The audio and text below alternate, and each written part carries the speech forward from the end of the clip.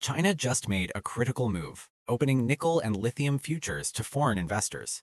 This isn't just a technical policy change, it's a signal that China wants global capital flowing into their commodity markets. History shows that when China opens access to a previously restricted market, capital floods in, volatility explodes, and opportunities emerge for investors who position early. Today, we're breaking down exactly how to play this opportunity. Nickel and lithium are the foundation of the electric vehicle revolution. China controls the battery supply chain from mining to manufacturing. Until now, foreign investors couldn't efficiently hedge or speculate on these metals through Chinese exchanges. Opening futures access changes the game. It creates price discovery, increases liquidity, and connects Shanghai prices to global markets like the London Metal Exchange. If this drives actual capital flows, and that's the key question, here's how to position. When foreign capital enters Chinese commodity markets, three things happen.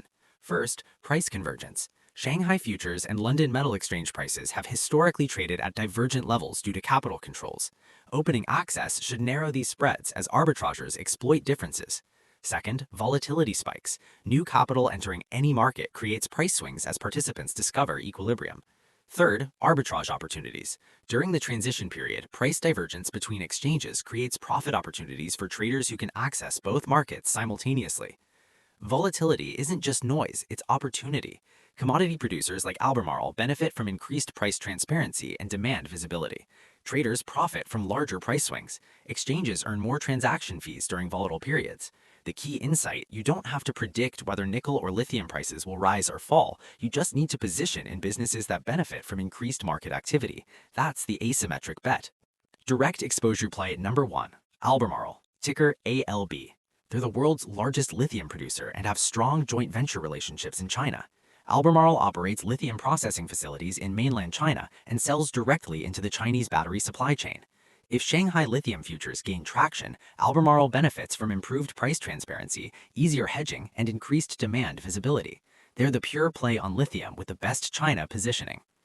SQM, the Chilean lithium giant, has major Chinese offtake agreements, meaning they've pre-sold large portions of their production to Chinese buyers. They benefit directly from increased Chinese demand and market access.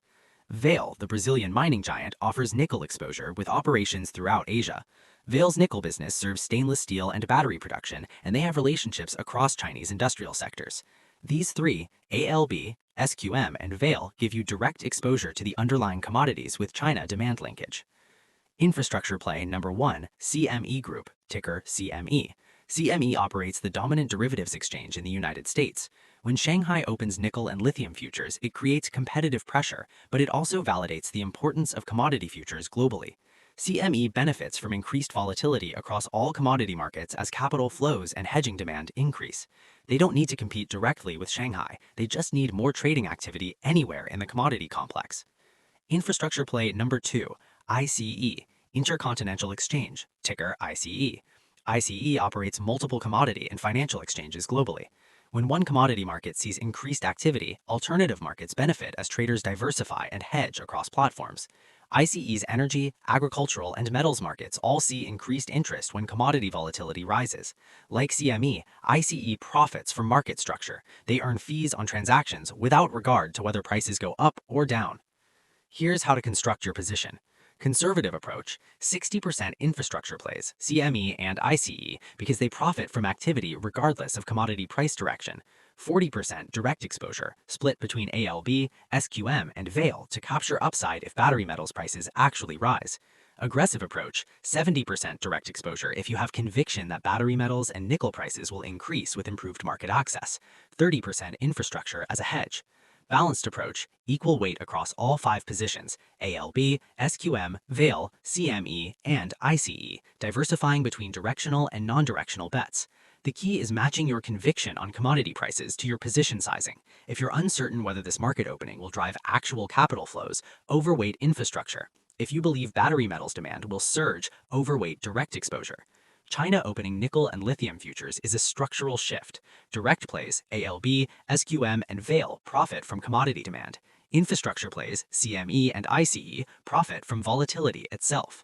Position early because when China opens a market, the first movers capture the asymmetric returns.